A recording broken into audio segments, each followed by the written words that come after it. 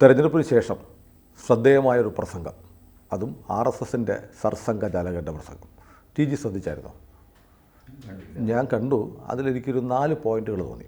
4 പോയിൻറ്റിൽ 2 പ്രധാനമന്ത്രി നരേന്ദ്രമോദിക്കോ അല്ലെങ്കിൽ ഭരിക്കുന്ന കക്ഷിയായ BJPക്കോ എതിരെയുള്ള ചെറിയ വിമർശനം പോലെ തോന്നി. ആ പോയിൻറ്റുകൾ ഞാൻ പറയാം. 1, തിരഞ്ഞെടുപ്പിൽ നുണകൾ പറയരുത്. എല്ലാ രാഷ്ട്രീയ പാർട്ടികൾക്കും ജനറലായിട്ട് വരാം, പക്ഷേ ജാതി മതം അടിസ്ഥാനത്തിലുള്ള വിദ്വേഷം ഉണ്ടാക്കുന്ന തരത്തിൽ പ്രസംഗിക്കരുത് എന്നാണ് പറയുന്നത്. രണ്ടാമത്തത്, ഡീസൻസി വേണം, പ്രസംഗത്തിൽ ഡീസൻസി വേണം. അത് എല്ലാ രാഷ്ട്രീയ പാർട്ടികൾക്കും ബാധകമായിരിക്കാം. പിന്നെ മൂന്നാമതൊരു പോയിൻ്റ് എനിക്ക് തോന്നിയത്, മണിപ്പൂർ 10 വർഷം മുമ്പ് വരെ മണിപ്പൂർ വളരെ ശാന്തമായിരുന്നു. വളരെ പെട്ടെന്നാണ് മണിപ്പൂരിൽ കലാപം ഉണ്ടായത്. 1 വർഷം കഴിഞ്ഞിട്ടും ആ കലാപം അടക്കാൻ കഴിഞ്ഞിട്ടില്ല. ഇതാണ് രാഷ്ട്രീയ പാർട്ടികളെ, BJPക്കെതിരെ എന്ന് പറയാൻ പറ്റില്ല, ജനറലി അദ്ദേഹം പറഞ്ഞത്. മറ്റൊരു പോയിൻ്റ് അദ്ദേഹം പറഞ്ഞത്, RSSനെ അനാവശ്യമായി ഈ തെരഞ്ഞെടുപ്പിലേക്ക് വലിച്ചിഴച്ചു. അതിന് കൃത്രിമ ബുദ്ധി പോലും, AI പോലും ഉപയോഗിച്ച് RSSനെ പേര് വലിച്ചിഴച്ചുള്ള ക്യാമ്പയിൻ നടന്നു. പിന്നെയുള്ളത് ഒരു പോസിറ്റീവ് കാര്യമാണ്. കഴിഞ്ഞ 10 വർഷം ഭരിച്ച സർക്കാരിന് തുടർച്ചയുണ്ടായിരിക്കുന്നു, ഒരുപാട് നല്ല കാര്യങ്ങൾ ചെയ്തിട്ടുണ്ട്, ഇനിയും ചെയ്യാൻ കഴിയും. ഇതിനകത്ത് 2-3 പോയിൻറ്റുകൾ, പ്രത്യേകിച്ച് മണിപ്പൂർ, മോദിയും BJPയും മറുപടി പറയേണ്ടതല്ലേ? അതൊരു കുറ്റപ്പെടുത്തലാണ് എന്ന് ഞാൻ കരുതുന്നില്ല. പക്ഷേ അത് ശ്രദ്ധിക്കേണ്ട ഒരു കാര്യമാണ് ചൂണ്ടിക്കാണിച്ചത്. 10 വർഷം ശാന്തമായിട്ടിരിക്കുന്ന സ്ഥലം എന്തുകൊണ്ട് പെട്ടെന്നൊരു ദിവസം പൊട്ടിത്തെറിക്കുന്നു? പൊട്ടിത്തെറിച്ചതിൻ്റെ കാരണം നമുക്കറിയാം. ഒരു കോടതി വിധിയാണ്. ആ കോടതി വിധി വേണമെങ്കിൽ ഡിവിഷൻ ബെഞ്ചിന് സ്റ്റേ ചെയ്യാമായിരുന്നു, അവർ ചെയ്തില്ല. സുപ്രീം കോടതിക്ക് സ്റ്റേ ചെയ്യാമായിരുന്നു, അവരും ചെയ്തില്ല. അവർ ഡിവിഷൻ ബെഞ്ചിൻ്റെ പരിഗണനയിലിരിക്കുന്ന വിഷയമാണ്, ഞങ്ങൾ ഇടപെടുന്നില്ല എന്ന് പറഞ്ഞു. അപ്പോഴത്തേക്ക് ഇവിടെ ലഹള അതിൻ്റെ മാക്സിമത്തിലെത്തി, കൈവിട്ട് പോയി. വേറെ ഏതെങ്കിലും വിഷയത്തിലായിരുന്നെങ്കിൽ സുപ്രീം കോടതി ഒരു പക്ഷേ ഓവർ ആക്റ്റീവായിട്ട് ചാടിക്കയറി ഇടപെടുമായിരുന്നു. ഇത് എങ്ങനെയെങ്കിലും തൊലഞ്ഞു പോട്ടെ എന്നൊരു തോന്നൽ സുപ്രീം കോടതിക്കും, ഞങ്ങളതിൽ ഇടപെടുന്നില്ല എന്ന് പറഞ്ഞുകൊണ്ട്. ഏതായാലും അങ്ങനെയായി. അത് ആർക്കും നിയന്ത്രിക്കാൻ പറ്റിയില്ല. വിദേശത്തുനിന്ന് ഒരുപാട് ശക്തികൾ അതിൽ ഇടപെടുകയും ചെയ്തു. ആ പ്രദേശത്തിൻ്റെ ഒരു പ്രത്യേകത, രാഷ്ട്രീയ സ്വയംസേവക സംഘം വളരെ ബോധപൂർവം ഈ ഡിഫറൻസസ് ഇല്ലാതാക്കാനായിട്ട് വളരെ കാലമായി ശ്രമിച്ചുകൊണ്ടിരിക്കുന്നു എന്നുള്ളതാണ്. അതുകൊണ്ടാണ് പ്രായണ ആസാം, നാഗാലാൻഡ് ഇതൊക്കെ ശാന്തമായിട്ടിരിക്കുന്നത്. എന്തൊക്കെ പറഞ്ഞു കഴിഞ്ഞാലും ഈ ഇവാഞ്ചലിസ്റ്റുകളുടെ പ്രവർത്തനം വളരെ രൂക്ഷമാണ് ആ മേഖലയിൽ. അങ്ങനെയാണ് ഈ നാഗാലാൻഡൊക്കെ 99% ക്രിസ്ത്യൻ എന്നൊക്കെ പറഞ്ഞ് വരുന്നത്. അവരൊന്നും നമ്മളീ കാണുന്ന ഇവിടുത്തെ ട്രഡീഷണൽ ക്രിസ്ത്യാനികളല്ല.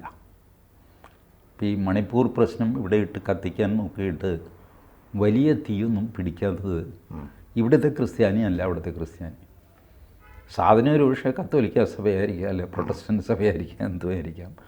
പക്ഷേ ആളുകളും it is entirely different. Except Jesus Christ everything else is different. ഇവർക്ക് അവിടെ പോയിട്ട് പ്രത്യേകിച്ചൊന്നും ചെയ്യാനുമില്ല. അവിടെ നിന്നൊരു ബിഷപ്പും ഇവിടെ വന്ന് പരാതി പറഞ്ഞിട്ടുമില്ല, ഞങ്ങളെ ഒന്ന് സഹായിക്കണം എന്ന് പറഞ്ഞിട്ടുമില്ല.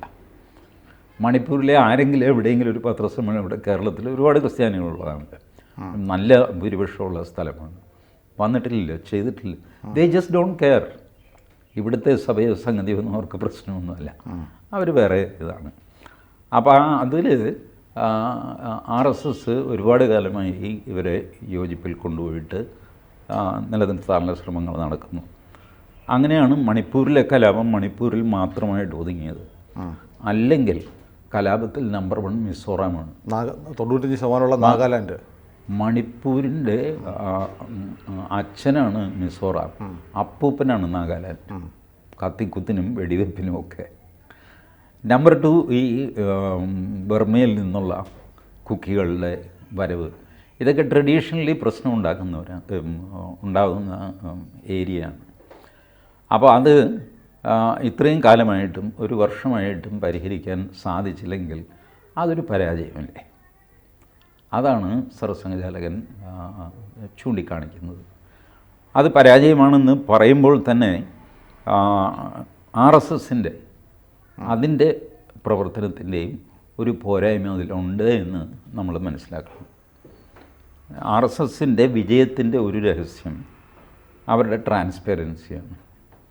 അവർ വിജയം മാത്രമല്ല പരാജയവും പ്രവർത്തകരോട് ഏറ്റുപറയും. കുറേ കാലം മുമ്പ് ഈ ഡോക്ടർ ഹെഡ്ഗെവാർ ജന്മശതാബ്ദി, അപ്പോൾ അതിൻ്റെ ആഘോഷം ഒരുപാട് പ്രോജക്ട്സൊക്കെ ഏറ്റെടുത്തിരുന്നു. അതിനായിട്ട് പണം പിരിച്ചു. അതിൽ ഒരു 9 കോടി രൂപ കാണാനില്ല എന്നൊരു സംസാരം, ഒരു മുറുമുറുപ്പ് എല്ലാ സ്ഥലത്തും. എന്നാൽ ആർക്കും ഒന്നും കൃത്യമായിട്ട് അറിഞ്ഞും കൂടെ ആരും ഒന്നും വിട്ട് പറയുന്നില്ല. അപ്പോൾ ആ സമയത്ത് ബാലാസാഹിബ് ദേവറസാണ് സർസംഘചാലകൻ. അദ്ദേഹം കേരളത്തിൽ വന്നപ്പോൾ ഒരു മനുഷ്യൻ ഈ ചോദ്യം ചോദിച്ചു, ഇങ്ങനൊരു വർത്തമാനം കേൾക്കുന്നുണ്ട്, എന്താ ഇതിൻ്റെ സത്യാവസ്ഥ? അപ്പോൾ അദ്ദേഹം പറഞ്ഞു, ശരിയാണ്, അതിലൊരു 9 കോടി രൂപ നഷ്ടപ്പെട്ടു. ആരും മോഷ്ടിച്ചതൊന്നുമല്ല. RSSകാരുടെ തന്നെ ഒരു സഹകരണ ബാങ്ക് ഉത്തർപ്രദേശിലുണ്ട്. അവർ പറഞ്ഞു, ഏതായാലും പൈസ വന്നിട്ടുണ്ടല്ലോ, കുറേശ്ശെ ആയിട്ടാണ് വേണ്ടത്, അപ്പോൾ ആ ഡെപ്പോസിറ്റ് ഞങ്ങളുടെ ബാങ്കിലിട്ടാൽ ഞങ്ങൾക്ക് വലിയൊരു ആശ്വാസമാകും, നിങ്ങൾക്ക് ചോദിക്കുമ്പോൾ പൈസ തിരിച്ചു തരികയും ചെയ്യാം. അവരൊക്കെ വിശ്വസ്തരാണ്. അങ്ങനെ ഇട്ടു. അങ്ങനെ ചെയ്ത് കുറച്ച് നാൾ പോയപ്പോൾ ഇവരുടെ ബാങ്ക് പൊളിഞ്ഞു. മറ്റ് കാരണങ്ങളാൽ, മിസ്മാനേജ്മെൻറ്റോ എന്തോ, അവർ മോഷ്ടിച്ചിട്ടോ സംഗതിയൊന്നുമില്ല, അവർ പറ്റിക്കപ്പെട്ടു, മറ്റാരൊക്കെയോ ഇടപെട്ടു, എന്തൊക്കെയോ സംഭവിച്ചു ആ ബാങ്കിൽ. അങ്ങനെ 9 കോടി രൂപ പോയി. അതിലൊരു 4 കോടി രൂപ നമുക്ക് തിരിച്ച് കിട്ടും. നമ്മൾ പലരെയൊക്കെ കോണ്ടാക്ട് ചെയ്തു, തട്ടിപ്പിൽ ആരൊക്കെ ഉണ്ട് അതൊക്കെ പറഞ്ഞിട്ട് 4 കോടി തിരിച്ചു കിട്ടും, 5 കോടി കിട്ടില്ല. ഇതാണ് സത്യം. അതോടെ കേരളത്തിലെ എല്ലാവർക്കും ശ്വാസം നേരെ വീണു. ഇങ്ങനെയാണ് സംഭവിച്ചത്. ഈ കാര്യം എന്താണെന്ന് പറഞ്ഞു കഴിഞ്ഞാൽ, അതെന്ത് റിസ്ക് ആണെങ്കിലും ആ ബൈഠക്കിൽ എല്ലാവരും ചേർന്ന് പറഞ്ഞു, ഇനി ഒരു 9 കോടി കൂടെ പിരിച്ചു തരണോ, ഞങ്ങൾ തരാം. സത്യാവസ്ഥ മനസ്സിലായില്ല. അപ്പോൾ അദ്ദേഹം പറഞ്ഞു, ഇതിൽ ഒളിച്ചു വയ്ക്കാനൊന്നുമില്ല, ആരാണ് ഈ പൂച്ചം വർത്താനം പറഞ്ഞുകൊണ്ടാണെന്ന് എനിക്കറിഞ്ഞു, എന്നോട് ചോദിച്ചാൽ ഞാൻ സത്യാവസ്ഥ പറഞ്ഞു, എനിക്ക് കുഴപ്പം, ശരി പോയി എന്ത് ചെയ്യാൻ പറ്റും? അപ്പോൾ അവരുടെയും കുറ്റമല്ല. അവരുടെ കുറ്റമായിരുന്നെങ്കിൽ നമുക്ക് അവരുടെ വീട് ജപ്തി ചെയ്യാനോ ഒക്കെ പോകാമായിരുന്നു. അവരുടെയും കുറ്റമല്ല. It is a total management failure. ശരി, വി ഫെയിൽഡ്. അപ്പോൾ ഈ ഫെയിലുവർ പ്രവർത്തകരോട് തുറന്നു പറയുന്നൊരു സ്വഭാവം RSSനുണ്ട്. അതാണ് RSSൻ്റെ വിജയം. ഇത് ഇപ്പോൾ ഈ പുതിയ 2014 ശേഷം RSS ആയ ഒരുപാട് പേരുണ്ട്. അവരുടെയൊക്കെ ഉള്ളിൽ മാർക്സിസ്റ്റ് പാർട്ടിയാണ് മാറുന്നത്. അതുകൊണ്ട് അവർക്കിത് പറഞ്ഞു കഴിയുമ്പോൾ അവരെന്നെ ചീത്ത പറയും, പുറത്ത് പറയരുത്, ഇങ്ങനെ രഹസ്യങ്ങൾ സൂക്ഷിക്കുക, രഹസ്യങ്ങളുടെ ഒരു കലവറയായിട്ട് മാറുക, പിന്നെ ഇതെല്ലാം കൂടെ പൊട്ടിത്തെറിക്കുക. ഇങ്ങനത്തെ പരിപാടി RSSൻ്റെ സ്വഭാവമല്ല. CPM അങ്ങനെയാണ്. CPM ഇങ്ങനെ ഒതുങ്ങി ഈ അറ്റത്തായതും RSS വികസിച്ച് വന്നതും. Because of transparency, you tell, okay, I failed. അബദ്ധം പറ്റി സുനിൽ എനിക്ക്. അപ്പോൾ സുനിൽ പറഞ്ഞു, എന്താ ഈ കാണിച്ചത്? അന്നേരം എനിക്ക് അങ്ങനെ തോന്നി, പറ്റിപ്പോയി. ശരി, നോക്കാം നമുക്ക് എന്ന് പറയും. അതല്ലാതെ ഞാനിത് ഒളിച്ച് പിടിക്കാൻ നോക്കിക്കഴിഞ്ഞാൽ ആദ്യമൊക്കെ സംശയം, പിന്നെ ഇത് പുറത്തായി കഴിയുമ്പോഴത്തേക്ക് ഞാൻ പറ്റിച്ചു എന്ന് പറയാം. സ്വാഭാവികമായിട്ട് അങ്ങനെ അബദ്ധം പറ്റിയത് മാത്രമല്ല, അത് ഒളിച്ചു വയ്ക്കാനായിട്ട് ഞാൻ പറഞ്ഞു നുണയ്ക്ക് കയ്യും കണക്കും ഇയാളെ പച്ചവെള്ളത്തിന് വിശ്വസിക്കാൻ കൊള്ളാത്തവനാണ് എന്നല്ലേ സുനിലിന് തോന്നുള്ളൂ. So better be honest. You fail, what is there? അപ്പം അങ്ങനെ ഈ ഫെയിലുവേഴ്സ് ഉറക്കെ പറയുകയും സ്വയം സേവകരെ അറിയിക്കുകയും ഒക്കെ ചെയ്യുന്നൊരു സ്വഭാവം RSSനുണ്ട്. അതിൽ ഒന്നുകൂടെയാണ് BJP ഫെയിലായി എന്ന് പറഞ്ഞു കഴിഞ്ഞാൽ, ഞാൻ പറയട്ടെ, ബേസിക് RSSൻ്റെ അടിസ്ഥാന ചിന്തയനുസരിച്ച് രാഷ്ട്രീയ അധികാരത്തിലൂടെ നിങ്ങൾക്ക് കാര്യമായിട്ടൊന്നും സാധിക്കില്ല. അതും ഒരു ഫീൽഡാണ് എന്നുള്ളതല്ലാതെ അതാണ് എല്ലാം. BJP അധികാരത്തിൽ വന്നാൽ പിന്നെ RSSന് പ്രസക്തിയില്ല. കയ്യും കെട്ടിയിരുന്നാൽ മതി, അടുത്ത 5 വർഷം സുഖമായിട്ട് കാര്യം നടക്കും. അങ്ങനെയല്ല. RSS 24 മണിക്കൂറും പ്രവർത്തിച്ചുകൊണ്ടേയിരിക്കണം. BJP അധികാരത്തിൽ വരും, ചിലപ്പോൾ കോൺഗ്രസ് വരും, ചിലപ്പോൾ കൂട്ടുകക്ഷി വരും, എന്തെങ്കിലുമൊക്കെ വരും. ആ ഭാഗത്തും ഒന്ന് ശ്രദ്ധിക്കും RSS എന്നുള്ളതല്ലാതെ അതിൽ കവിഞ്ഞ് ആൾക്കാർ വിചാരിക്കുന്ന, ഞാൻ ആവർത്തിച്ച് വ്യക്തമാക്കിയിട്ടുള്ളതുപോലെ, CPMന് DYFI പോലെ അല്ല BJPക്ക് RSS. RSSൻ്റെ എണ്ണയിട്ട യന്ത്രം തെരഞ്ഞെടുപ്പിൽ അങ്ങനെയില്ല. ആ യന്ത്രം തെരഞ്ഞെടുപ്പിൽ പ്രവർത്തിക്കാനുള്ളതുമല്ല. യന്ത്രമൊക്കെ ഉണ്ട്, പക്ഷേ തെരഞ്ഞെടുപ്പിൽ പ്രവർത്തിക്കാനുള്ളതല്ല. ഇപ്പോൾ കഴിഞ്ഞ തെരഞ്ഞെടുപ്പിൽ തന്നെ ഇല്ല, RSSൻ്റെ 20 ലക്ഷം മീറ്റിങ്സ് നടന്നു മൊത്തം ഇന്ത്യയിൽ, 20 lakhs. ഈ കഴിഞ്ഞ ഇപ്പോൾ 2024 ഈ മീറ്റിങ്ങിൽ 10 മുതൽ 15 പേര് വരെയാണ് പങ്കെടുത്തത്. ഒരു മീറ്റിങ്ങിൽ പങ്കെടുത്തത് 10-15 പേര്, അങ്ങനത്തെ 20 ലക്ഷം മീറ്റിംഗ്. ഈ മീറ്റിങ്ങിൽ ആകെ ആവശ്യപ്പെട്ടത് വോട്ട് ചെയ്യണം. ഒരേ ഒരു ആവശ്യം മാത്രം, വോട്ട് ചെയ്യാതിരിക്കരുത്, വോട്ട് ചെയ്യണം. നിങ്ങൾ ആർക്ക് വോട്ട് ചെയ്യിച്ചു? ഞാനിപ്പോൾ എത്രയോ കാലമായി RSSൻ്റെ കൂടെ ഇങ്ങനെ നടക്കുന്നവനാണ്. നാളിതുവരെ ഒരൊറ്റ സ്ഥാനാർത്ഥിക്ക് ഇന്ന ആൾക്ക് വോട്ട് ചെയ്യണമെന്ന് പറഞ്ഞിട്ട് ഒരു നിർദ്ദേശം എനിക്ക് RSS നിന്ന് കിട്ടിയിട്ടില്ല. ഒരു തവണ ഞാൻ വോട്ട് ചെയ്തില്ല. അന്ന് പി പരമേശ്വരൻ എന്നോട് ചോദിച്ചു, നിങ്ങളുടെ വിരൽ കണ്ടിട്ട് വോട്ട് ചെയ്തില്ലല്ലോ. ഞാൻ പറഞ്ഞു, ചെയ്തില്ല പരമേശ്വരൻ. ഏതായിരുന്നു അറിയാമോ തെരഞ്ഞെടുപ്പ്? ഇപ്പം തിരിഞ്ഞു നോക്കുമ്പോൾ എന്തിനായിരുന്നു അതെന്ന് എനിക്ക് തന്നെ അറിയില്ല. അമ്പാടി വിശ്വം എന്ന വി വിശ്വനാഥ മേനോനെ എറണാകുളത്ത് മത്സരിപ്പിച്ചു. പുള്ളി നേരത്തെ കമ്മ്യൂണിസ്റ്റായിരുന്നു. അതിൻ്റെ ദേഷ്യം എനിക്ക്, കമ്മ്യൂണിസ്റ്റുകാരനെ വിളിച്ച് ഇങ്ങോട്ട് കൊണ്ടുവന്നിട്ട് ഇവിടെ ഞാൻ വോട്ട് ചെയ്യില്ല. ഞാൻ വോട്ട് ചെയ്തില്ല. പരമേശ്വരി ചോദിച്ചപ്പോൾ ഞാൻ പറഞ്ഞു, ഇങ്ങനെയാണ് ഞാൻ വോട്ട് ചെയ്തില്ല. പരമേശ്വരി പറഞ്ഞു, സി ഇറ്റ് ഈസ് റോങ്. നിങ്ങൾക്ക് വിശ്വനാഥ മേനോനെ ഇഷ്ടമല്ലെങ്കിൽ വിശ്വനാഥ മേനോനെ വോട്ട് ചെയ്യേണ്ട. ആരെങ്കിലും പറഞ്ഞു നിങ്ങളുടെ അടുത്ത് വിശ്വനാഥ മേനോനെ വോട്ട് ചെയ്യണമെന്ന്? ഇല്ല. പിന്നെ നിങ്ങൾ വോട്ട് ചെയ്യാതിരുന്നത് എന്താ? നിങ്ങൾക്ക് ഇഷ്ടമില്ല, നിങ്ങൾ വോട്ട് ചെയ്യണം. അയക്ക് ചെയ്യേണ്ട വേറെ ആർക്കെങ്കിലും ചെയ്യും, പക്ഷേ വോട്ട് ചെയ്യാതിരിക്കരുത്. അത് ഒരു പൗരധർമ്മത്തിൽ വരുന്ന കുറവാണ്, വോട്ട് ചെയ്യാതിരിക്കുക എന്ന് പറയുന്നത്. ഇപ്പോൾ നമുക്ക് നോട്ടയും കൂടെ ഉണ്ട്. ഇവരെ ആരെയും ഇഷ്ടമില്ലെങ്കിൽ നിങ്ങൾ നോട്ട ബട്ടൺ ഞെക്കിയിട്ടുക. അതും ജനാധിപത്യ പ്രക്രിയയുടെ ഒരു ഭാഗമാണ്. So you must do your duty as A citizen. അത് ചെയ്യണം എന്ന് RSS എല്ലാവരോടും ആവശ്യപ്പെടും. എല്ലാവരും വോട്ട് ചെയ്യണം, അത് നമ്മുടെ ധർമ്മമാണ്. ആർക്ക് നിങ്ങൾ വോട്ട് ചെയ്യുന്നു ചെയ്തു.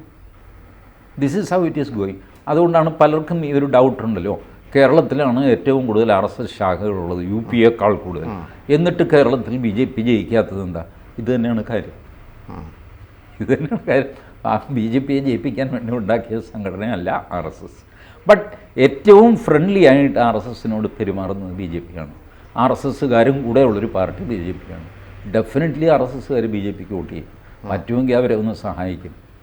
എവിടെയെങ്കിലും എന്തെങ്കിലും വേണമെന്ന് പറഞ്ഞു കഴിഞ്ഞാൽ ചെയ്തു കൊടുക്കും. ഇതൊക്കെ ചെയ്യില്ലേ? കാരണം ബാക്കിയുള്ളവരെല്ലാവരും തന്നെ RSSനെ ചീത്ത പറയുന്നവരാണ്. സ്വാഭാവികമായ ഒരു അടുപ്പം ഇവർ മാത്രമല്ല, സ്വന്തം ആൾക്കാരുണ്ട് താൻ. BJPക്കകത്ത് RSSകാരും ഉണ്ട്, RSS അല്ലാത്ത BJPക്കാരും ഉണ്ട്. അപ്പോൾ എല്ലാം കൊണ്ടും ഫ്രണ്ട്ലി. ഇതാണ് ഈ BJP RSS ബന്ധം. ഇതൊക്കെ മോഹൻജിയുടെ ഈ പ്രസംഗത്തിൽ തെളിഞ്ഞു കാണാം. He is not criticising BJP, but saying that ഇന്ന സ്ഥലത്ത് കുറവ് സംഭവിച്ചിട്ടുണ്ട്. അദ്ദേഹം പറയുമ്പോൾ അത് ഗൗരവമായിട്ട് എടുക്കുമല്ലോ എന്ന് വിചാരിച്ചിട്ടായിരിക്കും. ഇനി അതും BJP ചെയ്തില്ല. ബട്ട് RSSൻ്റെ പ്രവർത്തനം ആ മേഖലയിലുള്ളത്, അതിന് കുറവുണ്ടെങ്കിൽ തീർച്ചയായിട്ടും അത് പരിഹരിക്കപ്പെടും. അഡ്മിനിസ്ട്രേഷൻ എങ്ങനെ പെരുമാറുന്നോ അങ്ങനെ പെരുമാറും. നമുക്ക് പ്രതീക്ഷ പറയാനേ പറ്റുള്ളൂ. അവരത് ചെയ്തണമെന്നും വാശി പിടിക്കാനൊന്നും നമുക്ക് അവകാശമില്ല. ഈ തെരഞ്ഞെടുപ്പ് ക്യാമ്പയിനിലെ ഡീസൻസി, നുണകൾ പറയാതിരിക്കുക, മറ്റ് വിഭാഗങ്ങളെ ആക്ഷേപിക്കാതിരിക്കുക, അതൊക്കെ ഒരു പ്രധാനപ്പെട്ട ഘടകമാണെന്ന് അദ്ദേഹം പറയുന്നുണ്ട്. അത് ഒരു ജനറൽ ടോക്കാണ്. ഏത് ജെന്റിൽമാനോട് സുനിൽ ചോദിച്ചു നോക്ക്, അവരൊക്കെ ഇത് പറയും. ആ ഭാഷ നല്ലത് ഉപയോഗിക്കണം. അല്ല, മോദി അങ്ങനെ പറഞ്ഞു വലിയ ക്യാമ്പയിൻ ഒരു കൂട്ടം നടത്തുമ്പോൾ ഈ സ്റ്റേറ്റ്മെൻറ്റ് ഇവരങ്ങോട്ടും പറഞ്ഞിട്ടുണ്ടല്ലോ. BJPക്കാർ രാഹുൽ ഗാന്ധിയുടെ പ്രസംഗത്തെ പറ്റി ഇത് തന്നെ പറഞ്ഞിട്ടുണ്ട്. അന്തസ്സില്ലാത്ത പ്രസംഗമാണ്, അതാണ് ഇതാണ്, തെരുവ് പ്രസംഗമാണ് എന്നൊക്കെ രണ്ട് കൂട്ടരുടെയും ഭാഗത്ത് ഇത് സംഭവിച്ചിട്ടുണ്ട്. അത് ചൂടുപിടിച്ച ഒരു തെരഞ്ഞെടുപ്പിൽ അത് നടക്കും. അത് സർസംഘചാലകർ പറഞ്ഞു എന്ന് വിചാരിച്ചിട്ട് അത് നടക്കാതിരിക്കുകയൊന്നുമില്ല. കാരണം ആവേശം കൂടി വരുമ്പോൾ സാധാരണ ഒരു പ്രസംഗത്തിൽ സംഭവിക്കുന്നത് എന്താ? മോദി പ്രസംഗിച്ചു, ഒരു കയ്യടി കിട്ടി. അടുത്ത യോഗത്തിൽ പോകുമ്പോൾ പഴയതിലും ഭയങ്കരമായ കയ്യടി വേണം എന്ന് ഉള്ളിൽ തോന്നും. അപ്പോൾ ഒരു ഡിഗ്രി കൂട്ടി അടിക്കും. അങ്ങനെയാണ് ഈ പ്രസംഗ ശൈലി. മോദി മാത്രമല്ല, എല്ലാ മനുഷ്യ സ്വഭാവമാണത്. ഈ പ്രസംഗിക്കുന്നവരുടെ ഒരു ദൗർബല്യം ഞാനും ഒരു കാലത്ത് പ്രസംഗിച്ചുകൊണ്ടിരുന്നു. അതുകൊണ്ടാണ് ഞാൻ പറഞ്ഞത്, ഈ നമ്മുടെ ശബ്ദം നമ്മൾ തന്നെ ആസ്വദിക്കാൻ തുടങ്ങും. ആ ഘട്ടത്തിൽ പ്രസംഗം നിർത്തണം. അതല്ലെങ്കിൽ നിങ്ങൾ അപകടത്തിലേക്ക്, അഡിക്ഷനിലേക്ക് പോകും.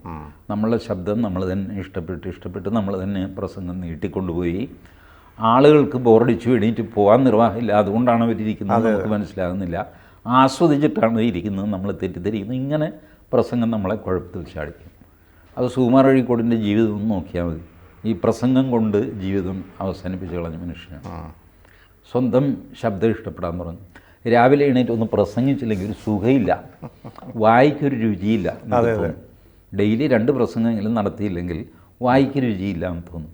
ഇതൊക്കെ ഇതിൻ്റെ കുഴപ്പങ്ങളാണ്. അതിപ്പോൾ സർസംഘചാലകർ പറഞ്ഞുകൊണ്ട് എന്തെങ്കിലും വ്യത്യാസം വരുമെന്ന് ഞാൻ പ്രതീക്ഷിക്കുന്നില്ല. പിന്നെ ഒരു ജെന്റിൽമാൻ എന്നുള്ള നിലയ്ക്ക് പറയേണ്ട കാര്യം അദ്ദേഹം പറഞ്ഞു. പക്ഷേ ഒരുപക്ഷെ ഈ പ്രസംഗത്തിലെ ചില ഭാഗങ്ങളൊക്കെ അടർത്തിയെടുത്ത് RSS BJPക്കെതിരെ വർത്തമാനം പറയുന്നു എന്ന തരത്തിൽ നാളുകളിൽ വരും ദിവസങ്ങളിൽ ചില ക്യാമ്പയിനൊക്കെ ഉണ്ടാവാം. അതിപ്പോൾ ഈ JP നഡ്ഡയുടെ ഇന്ത്യൻ എക്സ്പ്രസ് സാധനമാണല്ലേ ഈ പറയുന്നത്. JP നഡ്ഡ ഇത് പറഞ്ഞില്ലെന്ന് വെച്ചോ, അപ്പോഴും ഈ ബഹളമൊക്കെ ഉണ്ടാകുമായിരുന്നു.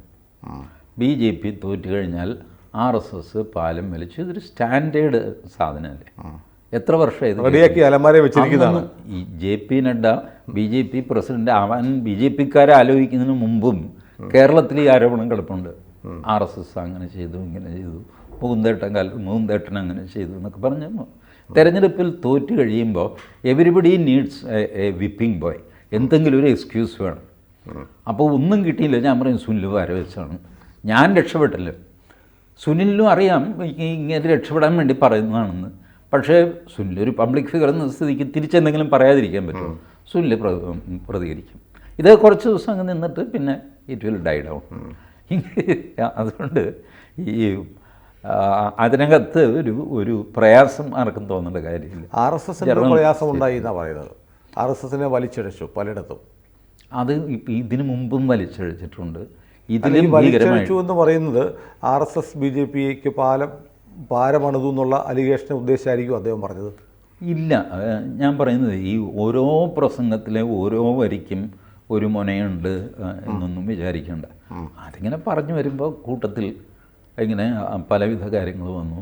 നമ്മുടെ സംഘടനയും വലിച്ചഴിച്ചു അനാവശ്യമായിട്ട് ഇങ്ങനെ പറഞ്ഞങ്ങ് പോകും. അത് പറയുമ്പോൾ ഈ JP നഡ്ഡയുടെ കാര്യമൊന്നും മനസ്സിലുണ്ടാവണമെന്ന് പോലുമില്ല. കേൾക്കുന്നവരുടെ മനസ്സിലുണ്ടാവും. അതിപ്പോൾ സ്വാഭാവികമാണ്. അപ്പോൾ പല ഉദാഹരണങ്ങൾ, പല പ്രശ്നങ്ങൾ പറയുന്ന കൂട്ടത്തിൽ പരാമർശിച്ചു പോയതായിരിക്കും. ഇനി അതല്ല JP നഡ്ഡയുടെ ആണ് കാര്യമെങ്കിൽ പോലും അതിൽ തെറ്റില്ലല്ലോ. JP നഡ്ഡ അദ്ദേഹത്തിൻ്റെ മനസ്സിൽ ഇങ്ങനൊരു പ്രശ്നം ഇല്ലായിരുന്നു എന്ന് നമുക്ക് വിചാരിക്കാം. We will give a benefit of doubt for him. But still he gave a chance for other people to interpret it. അത് പറഞ്ഞില്ലായിരുന്നെങ്കിൽ പ്രത്യേകിച്ചൊന്നും സംഭവിക്കാൻ പോകുന്നില്ല. അത് പറഞ്ഞതുകൊണ്ട് ഒരുപാട് കാര്യങ്ങൾ സംഭവിക്കുകയും ചെയ്തു. അതെ. അപ്പോൾ JP നഡ്ഡയെ മനസ്സിൽ കണ്ടുകൊണ്ടാണ് അദ്ദേഹം പറഞ്ഞതെങ്കിൽ പോലും അതിൽ തെറ്റില്ലല്ലോ. അങ്ങനെ സംഭവിച്ചതാണ്. ഏതായാലും നമുക്കൊരു സാധാരണ പ്രസംഗം പോലെ ഈ ഇലക്ഷൻ കഴിഞ്ഞ ഉടനെയുള്ള പ്രസംഗത്തെ കാണാൻ പറ്റുമോ? കാണാം. അത് കാര്യം എന്താണെന്ന് വെച്ചാൽ ഇദ്ദേഹത്തെ ആരും ഫോളോ ചെയ്യുന്നില്ല. അതുകൊണ്ടാണ് ഇദ്ദേഹം ഇടയ്ക്കിടയ്ക്ക് ഒരുപാട് സ്ഥലത്ത് പല സ്ഥലത്ത് പ്രസംഗിക്കാറൊക്കെ. മലയാള പത്രങ്ങളിലൊന്നും ഈ പ്രസംഗം കാര്യമായിട്ട് വന്നിട്ടില്ല. അവർ അറിഞ്ഞിട്ടില്ല. ചിലപ്പോൾ നാളെയോ മറ്റന്നാളോ ഒക്കെ ആയിട്ട് വരുമായിരിക്കും. ഈ പ്രസംഗങ്ങൾ ആരും ഫോളോ ചെയ്യാറില്ല. മാത്രമല്ല ആ പ്രസംഗത്തിൽ എന്തെങ്കിലും മസാല കിട്ടിയാൽ മാത്രമേ പത്രങ്ങൾക്ക് വളച്ചൊടിക്കാവുന്ന മസാല ഉണ്ട് ഇതിനകത്ത്. വളച്ചല്ല, നേരെ തന്നെ ഓടിക്കാം.